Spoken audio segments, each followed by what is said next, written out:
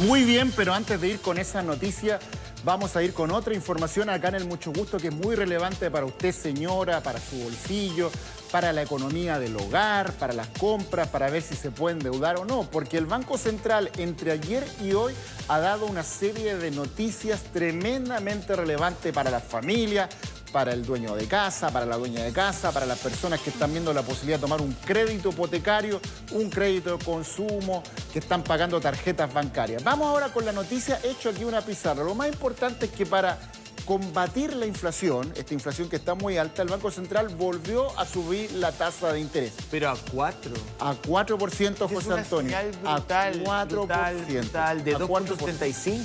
Mira, aquí es un cuadrito con todo lo que ha subido la tasa de interés, que esta es la tasa de interés que rige a la economía. Esto rige a todos los bancos. Perdón, pero Roberto, espérame. Vas a hacer una trayectoria, pero el último salto, es que vámonos Acá está el último salto. Es que es mucho. La gente no lo logra. Un cuarto. Es de 2.75 a 4. Es a 4%. mucho. Mira los saltos anteriores, son marginales.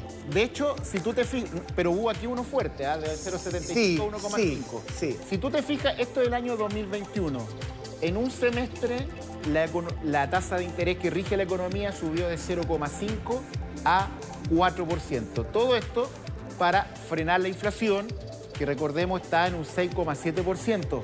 Ojo, José, una discusión que hemos tenido acá en el Mucho Gusto. El Banco Central hoy día sale a decir también, está haciendo un informe ante el Congreso, que el principal factor de la inflación en Chile es el fuerte aumento del consumo interno, del consumo privado. El 80% se debe a eso. El Banco Central dice que también hay otros factores internacionales, las mercaderías que no llegan bien por los barcos, la pandemia, el dólar, el alza de los combustibles. Mira, solamente, bueno, a ver. Vamos a tener esta conversación. Lo que intenta el Banco Central, tú me vas corrigiendo, porque yo soy amateur en esto. Lo que intenta el Banco Central, para que la gente lo entienda bien, al subir la tasa es contraer la demanda para frenar el alza de los precios y evitar una depreciación del peso. Pero yo creo que más que nada evitar que la inflación siga subiendo, siga escalando. Yo creo que ese es el objetivo principal del Banco Central. Entonces hoy día, si lo quisiéramos decir en términos muy simples, es apaciguar, frenar el consumo, que la gente consuma menos y ahorre más. Hay varios elementos ahí que me gustaría que incorporáramos a la discusión. Primero, toda esta alza se produce en la antesala de la discusión de un quinto retiro. Ayer escuchaba al señor Ilavaca, que decía que él va a poner en tabla esto en la Comisión de Constitución de la Cámara Baja. Ya hay un proyecto presentado por la diputada Giles hay dos proyectos, uno de retiro del 100 y otro de quinto retiro, en primer lugar. Segundo, el alza que ha tenido, entre otros bienes, algo súper básico, el pan.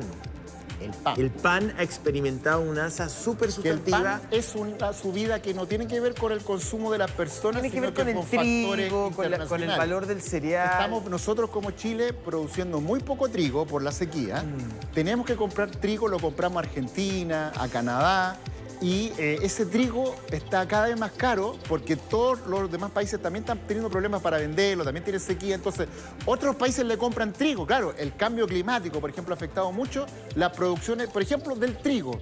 Entonces, eso no tiene nada que ver con el consumo, eso tiene que ver con otros factores. Pero el pan es predominante en la canasta. Pero evidentemente estamos en un baile, digamos, de alza de precios. Y lo último que me gustaría comentar, que tiene que ver con la economía, pero que no puedo dejar de mencionar, a lo mejor no es directamente con la decisión del Banco Central. Ayer había una discusión muy interesante en CNN entre José Luis Daza y el señor Pardo.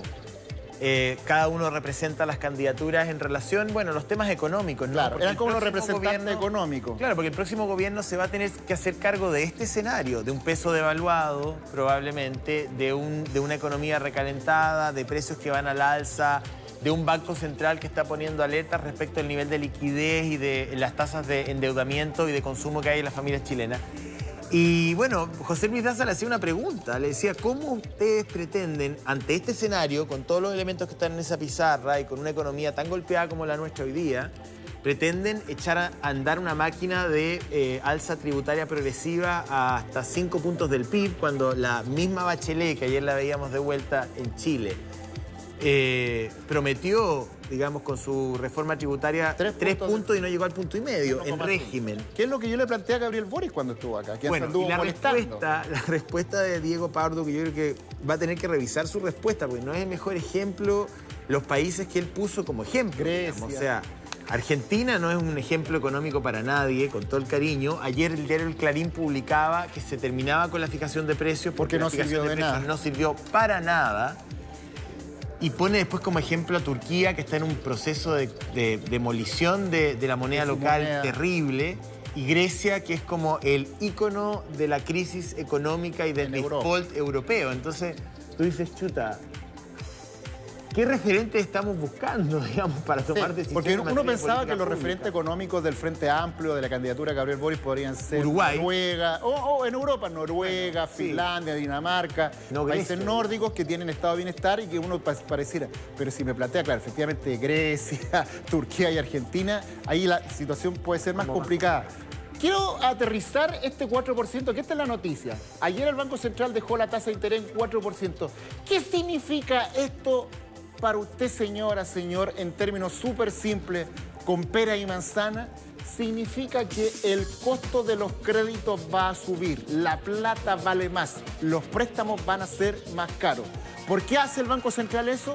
Al valer los préstamos más caros, la gente se va a desincentivar de, por ejemplo, renovar un auto. Para frenar el cambiar, qué sé yo... Es más caro consumir. La cocina, el baño, claro. Entonces, efectivamente, va a ser más caro consumir y el Banco Central en este momento quiere que el consumo masivo de las personas baje, se temple, se suavice. Fondo, y por eso sube la tasa de interés. En el fondo el interés es un valor del dinero. Exactamente, entonces, el valor del dinero. Y por eso yo pongo acá, los créditos van a ser más caros. Ojo, porque los créditos van a ser más caros para las personas y para las empresas, sobre todo las pymes. En un contexto donde la economía chilena, el Banco Central ha dicho que el próximo año va a estar creciendo en torno a un 1,5% y el próximo año el crecimiento de la economía, el año 2023, podría ser cero. Es que el punto es el 0%. Siguiente. El punto es el siguiente, y poniéndonos un poquito en el lugar de la gente, ¿no? Tratando de salirnos de la academia, que muchas veces el Banco Central opera desde ese lugar, que está perfecto su rol. Pero nosotros desde los medios de comunicación podremos hacer un poquito más de un juego didáctico. Estoy pensando, a partir de marzo, tenemos nuevo gobierno, sea el que sea, con una tasa del 4, esperar que no suba más. Probablemente con un dólar al alza, lo más seguro con un peso depreciado, con una inflación que va a seguir pegando duro, a lo mejor no al ritmo del 7, pero va igualmente a pegar duro, con los sueldos que no suben en términos reales o suben muy poco y ya no hay ayudas del tipo IFE, va a haber quizá IFE laboral. Estoy pensando cómo el nuevo gobierno administra este cóctel para que efectivamente las familias chilenas tengan, digamos, cierta certidumbre respecto de su capacidad de consumo durante el año 2022. Porque, a ver, digámoslo, tenemos que seguir consumiendo. Yo no puedo cerrar la boca, digamos. Estamos hablando de bienes bien básicos, o sea, pan, estamos hablando de huevos, estamos hablando de leche, estamos hablando de carne. No estoy diciendo que nos vamos a ir a un yate a la isla no sé cuánto, o sea... Son cosas bien, estoy hablando del combustible. Sí.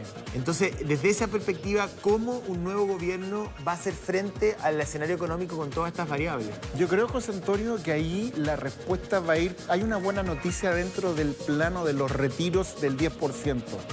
La gente, buena parte de la gente ha sido súper responsable con esto y lo que no ha gastado, ya sea pagando deuda o comprando otras cosas, lo ha ahorrado, lo tiene en sus cuentas corrientes, lo tiene en inversiones, por lo tanto va a quedar algo de eso para por lo menos buena parte del próximo año para echar mano ahí, para comprar cosas y eso va a tener un dinamismo del consumo el próximo año. Pero el gran tema va a ser para el gobierno, y tú también lo planteas de manera bien preclara. El próximo gobierno, el gobierno que se instale en marzo, se va a instalar con una economía que se va a desinflar como un globo, luego de un cumpleaños, se va a desinflar porque ya no va a estar el motor de los retiros del 10%, no va a estar el motor de los IFE, que le daban dinero a las familias para gastar, ya no va a haber dinero al cual ocupar, por ejemplo, de los ahorros internacionales, ya queda muy poco de eso. Y un presupuesto, un presupuesto que baja. El presupuesto primero 2022, que ya fue, entiendo, ya fue aprobado. Sí, ya fue aprobado. Quedan Está 85 mil millones de dólares. Y está con un déficit estructural. Baja 22% respecto de lo que se gastó este año. Pero queda desajustado en un 4%. O sea, la deuda pública... O sea, a ver, el presupuesto del próximo año, el Estado queda debiendo ¿cuánto? ¿4 puntos? No, más, mucho más. El déficit fiscal está cerca del 30%. El déficit fiscal. Perdón, ahí. Sí, 30%. Y por lo tanto, efectivamente, claro, baja el presupuesto, el país está endeudado, o sea, tiene un déficit fiscal, por lo tanto, si se quiere tomar más créditos, esos créditos van a ser más caros y la situación entonces desde ese punto de vista va a ser más compleja. Quisiera ahondar más en los efectos para la gente de esta decisión del Banco Central de subir la tasa de interés. Yo les decía que suben los créditos van a ser más caros, eso va a afectar a personas y también a las empresas. Hipoteca, perdón, consumo e hipoteca. Eso, ¿qué créditos van a ser los que suben? Yo puse aquí los créditos de consumo. No es algo automático, José, porque el Banco Central, claro, subió la tasa ayer y no es que hoy día usted va y el crédito de consumo va a estar, es un proceso que demora 4, 5, 6 meses. Pero de aquí en adelante los créditos de consumo van a ser un poquito más caros. Ojo que los créditos de consumo están muy baratos. Están muy baratos. Y ahora van a ser, yo diría, la palabra exacta es menos barato. Ya. Tampoco pongamos la tasa de consumo, ¿cuánto estaba más o menos? Estaba como 0,7, 0,8, 0,9. Yo creo que de aquí a 4 o 5 meses más podría acercarse un 1%. ¿1 o 1,5? A uno. Los hipotecarios estaban en 5 puntos. Y los hipotecarios entre 4,5 y 5%, y con esto también van a subir. Ojo que también te va a subir la tasa de interés de la tarjeta de crédito del banco, de la tarjeta del supermercado. Tasas que están súper bajas igual, ojo con esto. Yo quiero poner un poco la pelota al piso y paño frío. Son tasas muy baratas porque nosotros venimos de esto. Pero Roberto, 0,5. Solamente te hago el punto, no sé qué. Sí, dale. Estados Unidos tiene una inflación hoy día de 5,6. Sí, casi 6 puntos. Entonces, Estados Unidos, una economía que, no digamos que es una economía frágil.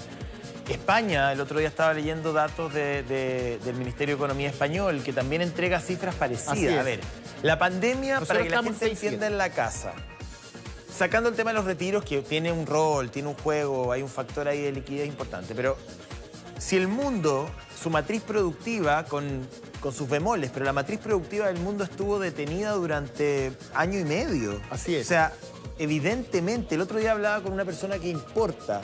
Me decía, yo antes pagaba por un embarque, por un container, $1.000, $2.000, $3.000 ya, pero $3.000 estoy hablando de que era un bodegón que me traía de China. Hoy día, ese valor son $15.000. Paró, claro. $15.000. Entonces, obviamente que si yo, para traer mi mercadería, antes pagaba un arriendo de un container a $1.000, $2.000, $3.000 y hoy día me cobran $15.000. ¿Voy a tener que cobrar más? Voy a tener que cobrar más. Mi margen lo tengo que traspasar al consumidor final. Entonces, yo ahí cuando apuntan tanto a los retiros de una manera tan majadera, digo, sí, no es que esté de acuerdo con la política de los retiros, es una mala política. Pero no sé si la gente efectivamente es la culpable y sus retiros pero es que no es la gente enteramente de ese número. Lo que pasa es que los hechos son, y el Banco Central hoy día fue súper claro, el 80% de la inflación que está teniendo Chile en este momento se debe a factores internos. También menciona lo que dices tú, el tema de los barcos y el tema del petróleo. El tema de los barcos es súper interesante y eso se va a solucionar. Porque ¿qué pasó? Como dices tú, 1 año y medio que nadie vendió nada a nadie porque nadie consumía, todo en sus casas, el comercio cerrado. Entonces, esos barcos se quedaron ahí en el mar esperando que y de repente abrimos toda la economía, empezaron a volar los aviones, la gente fue a los restaurantes y los chinos empezaron a vender. Y entonces, todos esos barcos que estaban parados, de nuevo, ¡pum!, una cantidad de cosas que querían venderle al mundo y esos barcos no dan abasto. Entonces, ese señor que tiene un barco, ese capitán Philip que tiene un barco, que llevaba 100 containers al mes, de repente el mundo le dice, ¿sabe qué? Necesito que lleve 10.000 containers al mes. Entonces ese señor dice, bueno, yo cobraba 5 lucas por container, ahora nica que voy a cobrar 5 lucas y voy a cobrar 40, porque todos estos gallos me quieren... Ante ese escenario... Entonces ese es el problema, pero eso se va a solucionar. Sí, pero ante ese escenario... Se va a solucionar. ¿Qué tan real es la propuesta de José Antonio Kast? O sea, de verdad que ahí cuando uno va a los programas de gobierno, uno dice... ¿Cómo él planteaba en un minuto bajar los impuestos, una baja del impuesto corporativo de 27 puntos a 17 o algo así? No. Ahora se moderó y dijo, no, ya, dejémoslo en 25 progresivo. Es decir... Pero ahora dice que si la economía crece va a aplicar la baja de impuestos. A nadie le gusta... Se ha dado una vuelta de carnero en eso. Lo que te quiero decir es que a nadie le gusta pagar impuestos, pero en este escenario, hoy día la recaudación fiscal es gravitante. Yo con esto no estoy defendiendo el programa de Gabriel Boric. No sé, digamos, ellos verán si logran o no recaudar en régimen lo que dicen que van a recaudar. Pero no estamos en tiempos como para dejar... Porque, a ver, la lectura que se hace desde la candidatura del Frente Social Cristiano es descargamos tributariamente, entonces la inversión va a llegar sola. Y no es tan lineal. ¿Sabes, José? Yo creo que ahí estamos en el peor de los mundos. Como en varios temas económicos importantes, ambas candidaturas se van a los dos extremos que no son los buenos para Chile. Bajar impuestos es una situación prácticamente imposible de llevar. En la práctica no va a poder ocurrir porque, como decíamos, el próximo año no va a haber ahorros porque lo ocupamos todo en esta crisis económica, en los IFE, en pagar las vacunas, en pagar todas las cosas y además se han emitido bonos, o sea, el país ha pedido plata prestada al mundo. Por lo tanto, bajar impuestos, o sea, tener menor recaudación, es prácticamente imposible con todas las demandas que se vienen para el próximo año. Y en el otro extremo está el plan económico de Gabriel Boric, que quiere subir impuestos, que es necesario porque vamos a tener muchos gastos. Pero 8 puntos del PIB parece una cosa gigante, enorme, que puede matar la economía, puede matar la inversión y puede complicar mucho más por ejemplo, la situación económica. Entonces, los dos extremos son complejos. Hay un ítem.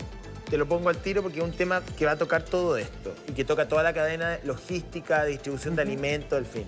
El tema de terminar con la exención tributaria al diésel para los camioneros, para las forestales, para la minería. Uno en principio dice, sí, ¿cómo es posible que la minería pague cero, que los camioneros paguen cero, que los señores de las aerolíneas paguen cero? Pero por otra parte uno piensa, no sé si yo estaré en lo correcto, a lo mejor estoy equivocado, Giorgio Jackson me podrá decir eso porque él lo decía el otro día en una entrevista. Yo, camionero, me terminan con ese beneficio tributario y lo primero que hago es subir la tarifa del transporte. De los fletes. O sea, obvio, o sea, si a mí... Ahora yo creo que lo primero que va a hacer el camionero es un paro. Bueno. ¿Qué va a hacer? Un paro. Va a bloquear un camino. Pero bueno, un paro y después te sube los fletes. Pero ¿eso va a pasar? O sea, si se termina con ese beneficio tributario, efectivamente van a subir los precios. Mira, José, ha habido como 4 gobiernos que han intentado hacer cambio en ese tributo. Y ninguno ha podido. Pero por la presión el gremio política... de los camioneros es muy poderoso en Chile. Ahora... Por el tema de los paros. Pero el otro factor, el factor económico, y voy contigo, Paulina, el factor económico también es importante. O sea, se ve ahí una distorsión. O sea, no puede ser que un rubro productivo pague menos impuestos. El tema es que si le subes el impuesto, te lo van a traspasar a público. Y ahí la inflación de nuevo... Sí, pero hay que lograr caminar y mascar chicle al mismo tiempo. Gran parte, si no la totalidad, por ejemplo, de Europa, que son países desarrollados, tienen la mezcla entre el tren que le permite a todo el mundo transportarse de manera segura, incluso en lugares aislados donde llega el tren, transportarse y poder moverse, y además tienen un sistema de camiones que funciona. Si aquí el monopolio no le hace bien a la ciudadanía, en el fondo, para que nosotros podamos democratizar el transporte, digamos. Muy de acuerdo con eso. Y si existieran los trenes, el poder de negociación de los camioneros sería más débil y por lo tanto podría hacer tu movimiento en ese sentido. Hay un factor político ahí. También, José Antonio, igual es injusto, creo yo, que los aviones, los barcos no paguen impuestos específicos por el combustible que usan. O la minería. La minería, por ejemplo. Entonces, repartamos. Boric dice algo que es bien polémico. Él quiere subir el impuesto específico de las bencinas.